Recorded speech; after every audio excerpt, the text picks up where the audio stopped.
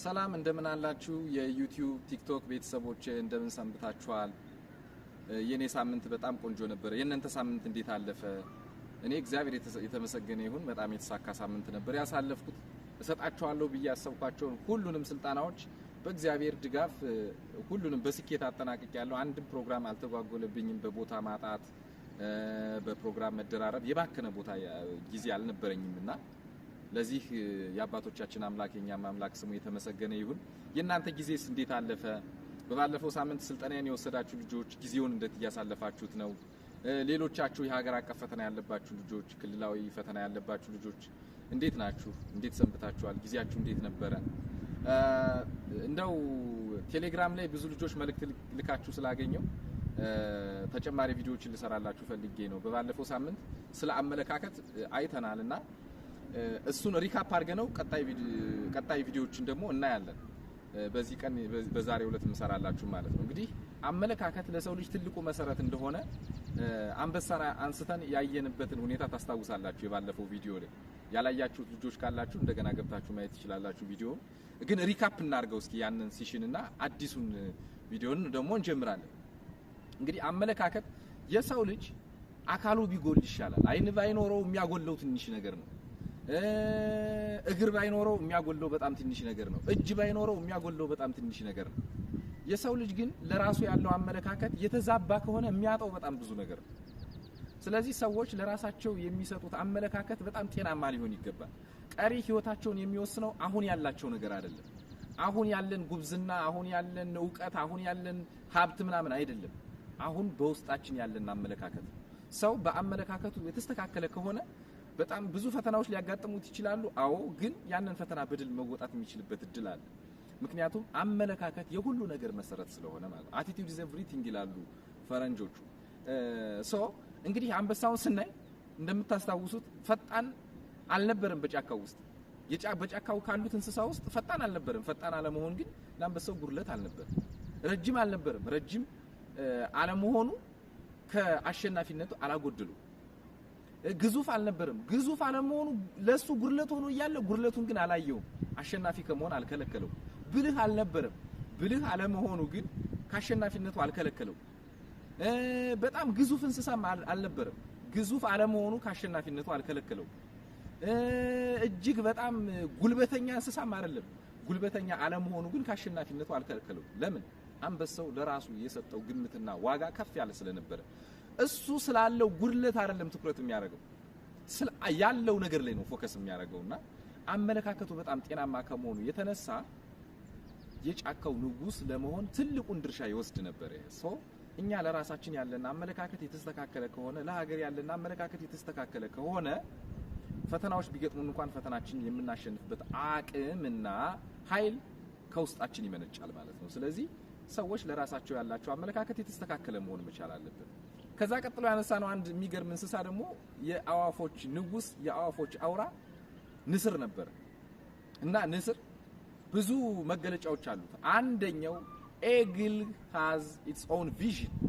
የሚገርመው የኤግል ትርጉም አልባ ጉዞ የለውም። በቃ እስኪ የሆነ ቦታ ደርሼ ልምጣ ብሎ ነገር የለም ለሱ። የሚሄድበት እያንዳንዱ በረራዎቹ እያንዳንዱ እንቅስቃሴዎቹ አላማ አላቸው። ቪዥነሪ ነው። have its own vision። ህልም አለው። በህልሙ ነው በቃ ለዛች አላማና ለዛች ፐርፐዝ ነው እያንዳንዷን ሙቭ የሚያደርገው። ሁለተኛ የኤግል ፊርለስ ነው።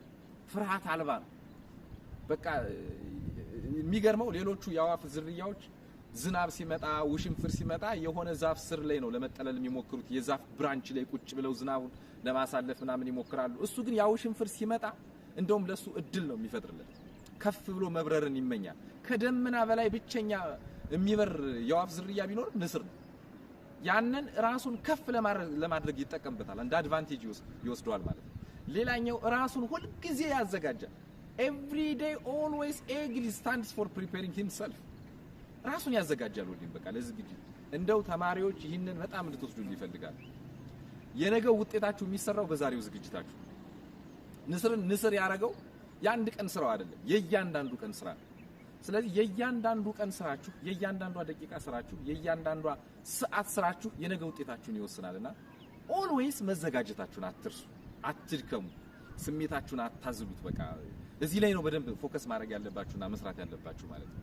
ሌላኛው ኤግል የሚገርመው ከበርድ ስፒሺስ ውስጥ ከአዋፍ ዝርያ ውስጥ 70 ዓመት በምድር የሚኖረው ኤግል 70 ዓመት ሲኖር ግን ህይወቱ ከሁለት የተከፈለ ነው ህይወቱ 70 እና 40 እና 30 ተብ የመጀመሪያው 40 ዓመትና ቀጥሎ የሚመጣው 30 ዓመት ሪቨርስ ኦፍ ኤግል ዩቲዩብ ላይ ብታዩት በጣም ደስ ይለኛል። ሪቨርስ ኦፍ ኤግል የንስር ዳግም ውልደት ንስር 35 36 37 ዓመት እየሆነው ሲመጣ ንስር የሌለው ቢሄቪየር በውስጡ መገለጥ ይጀምራል። ለምሳሌ የመጀመሪያው ማንቁሩ በጣም ያድጋል። አፉ ስጋ ይዞ የሚበላበት ማንቁሩ የምንለው ማለት ነው። ማንቁሩ በጣም ከማደጉ የተነሳ ቤንድ ያረጋል፣ ከርቭድ ይሆንበታል በጣምና በመከራ የያዘውን አሳና ስጋ ለመብላት ለመቁረጥ ይቸገራል። ትናንትና ያልነበረ አዲስ ማንነት ይመጣበታል ማለት ነው። ጎታች ከንስርነት ቢሄቪየሩ የሚያወጣው ጎታች ነገር ይመጣል። እሱ ብቻ አይደለም፣ ከክንፉ ላይ የበቀሉት ገለው ላይ ያሉት ላባዎቹ በጣም ከማደጋቸው የተነሳ ሄቪ ይሆንበትና ፍጥነቱ ይገታል። በሜካኒካል ሳይንስ ይሄ ምን እንለዋለን? ድራግ ፎርስ ይጨምርበታል። ድራግ ኤሮፎይሊቲውን ይቀንስበታል። ያ ማለት ንፋስ እንዲያጠቀው ይሆንና ፍጥነቱ ይገደባል። ሄቪ ይሆናል፣ ዊንጉ ሰውነቱ ሄቪ ይሆንበታል። ሌላ ጎታች ባህሪ መጣ ማለት ፍጥነቱ በተወሰነ መንገድ መገታት ይጀምራል። እሱ ብቻ አይደለም፣ ጥፍሮቹ በጣም ያድጋሉ። 5 ኪሎ ሜትር ላይ አነጣጥሮ ያየውን አሳ ለማንሳት ሲሄድ ጥፍሮቹ ከርቭ ከመሆናቸው የተነሳ አድገው አሳ መሳት ይጀምራል። ሌላ ጎታች ጸባይ መጣ። በዚህ ጊዜ ሁለት ምርጫዎች አሉ። አንደኛ በዚህ አመሉ መቀጠልና ከንስር ማንነቱ መፋታት፣ ወይ ደግሞ ሌላ ፔንፉል ፕሮሰስ አሳልፎ እንደገና መወለድ። ባይገርማችሁ ግን አንድም ንስር ስቱፒድ የሆነ ዲሲዥን ዲሳይድ አያደርግም። ራሱን ከንስር ዓለም ለይቶ ለ3 ወር ስቃይ ከፍሎ ይሄ ሮክና ቮልካኖ ወደሚበዛባቸው ቦታዎች ሄዶ ከነዛ ስለታማ ድንጋዮች ጥፍሮቹን ማንቁሩን ሞርዶ አፍርሶ ደም በደም ሆኖ መብላት እንኳን እስካይችልበት በሚችልበት ደረጃ ድረስ ከፍ ብሎ ከበረረ በኋላ መብረር ሲችል ግን ክንፎቹን ጠቅልሎ እንደገና ወደዛ ሮክ እየተመለሰ ላባዎቹን አራግፎ ከሆነ ጊዜ በኋላ በአዲሱ ማንቁሩ ጥፍሮቹን ነቅሎ የቀሩትን ያልተራገፉ ላባዎችን አራግፎ አዲስ ላባ፣ አዲስ ጥፍር፣ አዲስ ማንቁር ይዞ ዩኒቨርስን ጆይን ያደርጋል። ግን 3 ወር የሚያሳልፋት ጊዜ በጣም የመከራ ጊዜ ነች። ሪቨርስ እንደገና የመወለድ መብላት እስካይችልበት ድረስ ህመም እየተሰማው ማለት ነው። አያችሁት? ህይወት ምርጫ። ለተማሪዎች ነገ ከ500 በላይ አምጥተን ቤተሰቦቻችንን ወገኖቻችንን ማኩራት ለ12ኛ ክፍሎች ማለት ነው። 7 እና 8 ለምትፈተኑ ለሌሎቹም ግሬድ ሌቭል ሁሉ ማለት ነው ከ90 በላይ አምጥተን ቤተሰቦቻችንን ከፍ እንዲሉ ማድረግ ምርጫ ነው። ይሄ ምርጫ ነው። ግን ስንመርጥ ፔንፉል ፕሮሰስ አለው። ሳንተኛ የምናሳልፋቸው ጊዜያቶች አሉ። ሳንተኛ የምናነጋቸው ሌሊቶች ሊኖሩ ይችላል። ጓደኞቻችን እየተጫወቱ እኛ ግን መጽሐፍ ውስጥ ልንደበቅ እንችላለን። ደስ የማይለውን ነገር አሁን ልናረግ እንችላለን because it's painful ግን ውጤቱ ያምራል መጨረሻ ላይ ማለት ነው። ህይወት ምርጫ መሆኗን ከንስር ልንማር ይገባል ማለት ነው። አንበሳው ከመንጋዎቹ ሁሉ ትልቁን እንደሚመርጠው ሁሉ እኛ ደግሞ ከውጤቶች ሁሉ ትልቁን መምረጥ ህይወት ምርጫ ነች። የሚገርመው ነጋዴው በጣም ውጤታማ ነጋዴ መሆን ይችላል። ይሄ ምርጫ ነው። ዝም ብሎ ዴይሊ ላይፉን ብቻ የሚያኖር ተራ የሆነ ንግድ ውስጥ መግባት ምርጫ ነው። አሁን እግዚአብሔር ፈቅዶላቸው ስልጣን እጃቸው ላይ ያሉ ሰዎች ስማቸውን ከመቃብር በላይ መትከል ምርጫ ነው። ህዝብ በየቀኑ እንዲያማርራቸው ማድረግ ምርጫ ነው። ለቤተሰቦቻቸው ለወገኖቻቸው የሚያስጠላ ታሪክ መጻፍ ምርጫ ነው። ይሄ ሁሉ ምርጫ ነው። ባይዘው የሰው ምርጫ። ነገር ግን ስማችንን ከመቃብር በላይ ለማዋል ምን ከፍለው ዋጋ ይለያል። ቤተሰቦቻችንን የሚያሰድብ ሆዳችንን የሚያስቀድም ስራ ለመስራት ግን ምናልባት ብዙ ዋጋ መክፈል ላይ ተጠብቅብን ይችላል። በመምህርነት ሙያ ላይ ያሉ ሰዎች ተማሪዎቻቸው የነሱን ህይወት መርሳት በማይችሉት ሁኔታ የተማሪዎች አእምሮ ውስጥ መግባት ይቻላል። ይሄ ምርጫ ነው። ተራ መምህር ሆኖ ደግሞ የልጆቹን ጊዜ በመቀማት ተማሪዎቻችን በመጥፎ ሁኔታ እንዲያስታውሱና አድርጎ ማስቀጥ ይሄም ምርጫ ነው። እያንዳንዱ ነገር በዚህ ምድር ላይ ያለው ምን ከውናቸው ነገሮች በሙሉ ምርጫ ናቸው። ንስር ይህንን በደንብ ያሳያል። ንስር ግን ከባዱ ፔንፉል የሆነውን ፕሮሰስ 3 ወር ራሱን ለስቃይ ካጋለጠ በኋላ ግን ወደ ነበረ ማንነቱ ተመልሶ 30 ዓመት በነበረው በንስር ማንነት በዓለም በሰማይ ላይ ሲበር የወፎቹ ሁሉ አውራ ንጉስ ሆኖ ይኖራል ማለት ነው። ከንስር ይህንን መውሰድ ይጠበቅብናል። ሌላኛው በጣም የሚገርመው ነገር ንስር it never eat dead meat በቃ የሞተ ነገር አይበላም። አይደንቅም? አሁን ይህንን እንስሳ ከሰው ጋር ስናወዳድረው አይገርም? እንኳን የሞተ ነገር ይቅርና ቅድም ያተረፈው ነገር አይበላም። ባለፈ ስኬቱ የሚመጻደቅ የወፍ እንስሳ አይደለም፣ የወፍ ዝርያ አይደለም።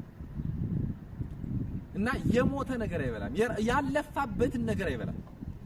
ስንቶቻችን ግን ያለፋንበትን ነገር እንፈልጋለን? ስንቶቻችን የእናቶቻችንን መቀነት መፍታት እንፈልጋለን? ስንቶቻችን ትንሽ ነገር አድርገን ብዙ ነገር እንዲደረግልን እንፈልጋለን? ስንቶቻችን የስንቶቹን እንባ እንደ ውስኪ እንጠጣለን? ከንስር መማራክቶን ማለት ነው። ንስር ግን ያለፋበትን ነገር አይሞክረውም ጭራሽ ማለት ነው። በህይወቱ የሞተ ነገር አይበላም። እና ይሄ ጸባዩ በጣም ይገርመኛል። ብዙ ኢትዮጵያውያን ቢማሩበት ደስ ይለኛል። ከንስር ቢማር ሁሉም የኢትዮጵያ ሰው ሙስና የሚባል ነገር ኢትዮጵያ ምድር ውስጥ ይጠፋ ነበር። እና ይሄ ሁሉ ግን መነሻው ትልቁ አመለካከት ነው። እና ሰዎች ለራሳቸው የሚሰጡት ዋጋ፣ እምነታቸው፣ አመለካከታቸው እችን ምድር የሚያዩባት መንገድ የሚገርመው ምድር ካታለለችን ምድር ከሸወደችን ማለት ዓለሙ ከሸወደን ሁልጊዜም የምንሰጠው ቅድሚያ ለሆዳችን ነው፣ ለከርሳችን ነው። አሁን ደስ እንዲለን፣ አሁን የተሻለ ነገር እንድናገኝ፣ አሁን ብዙ ሰዎች ያደረጉትን የተንደላቀቀ ሌክዠሪ ህይወት መኖር ምድር ከሸወደችን እንደዛ ነው የምንኖር። ነገር ግን አመለካከታችን እች ምድር እንደምታልፍ አንድ ቀን የኛ እስትንፋስ አሁን እግዚአብሔር በፈቃዱ የሰጠን እስትንፋስ እንድንንቀሳቀስ የሰጠን ይሄ አካል እንደሚቀር ይሄ ሁሉ እንደሚቀር ስናስብ አመለካከታችን ሌላ ነው። ያን ጊዜ አባቶቻችን የሰሩትን ላቅ ያለውን ነገር ሰርተን ለመሄድ እንዘጋጃለን ማለት ነው። ሰዎችን ማስቀየም ሳይሆን ሰዎችን ማስደሰት፣ ለሰዎች ደስታ እንጂ ሰዎችን ለማስቀየም አንሮጥም ማለት ነው። ሰዎችን ለመደገፍ እንጂ ሰዎችን ለማንቀፍ አንሮጥም ማለት ነው። ሰዎችን ለማቀፍ እንጂ ሰዎችን ለመግፋት አንሮጥም ማለት ነው። ያን ጊዜ ዘረኝነትን ከካካ በላይ እንጸየፈዋለን ማለት ነው። ያን ጊዜ ሰዎች ለኛ ምን አደረጉልን ሳይሆን እኔ ለሰዎች ምን አደረግን ብለን ማሰብ እንጀምራለን ማለት ነው። ይሄንን ሁሉ ንስር ያስተምረናል ራሱ ቢኮዝ ሁሉም ነገር ምርጫ ስለሆነ ሁሉም ነገር ምርጫ ነው። የሚገርመው ነገር ግን ይሄ ሁሉ ዓለም ደግሞ ያቆማል። አንድ የመጽሐፍ ቅዱስ ቃል አለ በጣም የሚገርመኝ። ዓለም አንድ ሰው ይላል ወይም ሰው ዓለሙን ሁሉ ቢያተርፍ ነፍሱን ግን ቢያጎል ምን ይጠቅመዋል ይላል። አይገርም? ይህንን ያደረገ ሰው እኮ የለም። የዘመናችን ሀብታም ቢል ጌት አሁን እንኳን ተበለጠ መሰለኝ በቅርቡ። ቢል ጌት ዓለምን አላተረፈም። ባይዘው ዓለምን ቢያተርፍ ማለት በዓለም ላይ ያለው ሰው በሙሉ የኛ ተከፋይ ቢሆን እኛ ምን ከፍለው ሰው ቢሆን ማለት ነው። ግን ምን ይጠቅመዋል? ነፍሱን ካጎደለ ምን ይጠቅመዋል? ይሄ ቀላል ነገር አይደለምና ዘረኝነት ደግሞ ነፍሳችንን እንድናጣ የሚያደርገን ትልቁ ካንሰር በሽታ ነው። የጽድቅ ካንሰር ማለት አንደኛው ዘረኝነት ነው። የጽድቅ ካንሰር ማለት የሚቀርቡንን ማቅረብ ነው። በስጋ የሚቀርቡንን ማቅረብ ብቻ። ሰው ከሰውነቱ ወርዶ ስጋውን ፍለጋ ብቻ ይሄዳል ማለት ነው። በቃ ስጋውን ይነሰንስ በዘመድ አዝማዱ አጠገቡ ያለውን ሰው ምናምን በፊት እንደ ክልል ምናምን ነበር ስናስብ የነበረው። አሁን ደግሞ እንደ ዞን እንደ ወረዳ ከዛ አልፎ ከመንገድ በላይ ከመንገድ በታች ነን ማሰብ ጀምረናል። እባካችሁ የምሬን ነው የምላችሁ። በቃ እግዚአብሔርን እንዳናጣ እግዚአብሔር ምህረቱን እንዲያወርድ እግዚአብሔር ይቅርታውን ወደኛ እንዲያዞር አንዱን የመጀመሪያውን ትልቁን በሽታ ዘረኝነትን ከካካ በላይ እንጸየፈው። በጣም ሰው እንኳን የሌላ ሰው ካካ የራሱን ካካ ይጸየፋል አይደለ? ከዛ በላይ ዘረኝነትን እስኪ እንጸየፈው። ያ ሲሆን በእርግጠኝነት መንገዳችንን የሚመራ አምላክ ኢትዮጵያን በይቅርታው እንደሚጎበኛት አልጠራጠር። ይህን በማድረግ ልጆቿ በስደት የሚሰቃዩ ሀገርን ሳይሆን ኢትዮጵያን ሳይሆን ልጆቿ ጥላዋት ሊኮበልሉ የሚናፍቁ ኢትዮጵያን ሳይሆን እንደ ከዚህ ቀደሙ ጀርመንና ፖርቹጋልን ትረዳ የነበረችውን ሀገር መስራት እንችላለን። ለዛ ደግሞ እግዚአብሔር ይጨመርልናል፣ ያግዘናል። መጀመሪያ ግን የኛን ካንሰር መጣል ያስፈልጋልና ትልቁ ካንሰር ዘረኝነት እንደሆነ ይሰማኛል። ለዛሬ በዚህ ቪዲዮ የተማራችሁበት ነገር እንደሚኖር ተስፋ አረጋለሁ። ይህንን ቪዲዮ ከወደዳችሁትና የተወሰነ ነገር አምሯችሁ ውስጥ ከቀረ ለጓደኞቻችሁ ሼር አድርጓቸው፣ ሰብስክራይብ አድርጓቸው፣ አዳዲስ ቪዲዮዎችን ስሰራ እንዲደርሳችሁ። ያን በማድረግ እንድትተባበሩኝ አደራ ማለት ፈልጋለሁ። ስለነበረን ቆይታ ከጊዜ ላይ ጊዜን የሰጠን የአባቶቻችን አምላክ የኛም አምላክ ስሙ የተመሰገነ ይሁን። እግዚአብሔር ኢትዮጵያንና አንድ ሕዝቧን ይባርክ። መልካም ጊዜ፣ መልካም ቀን።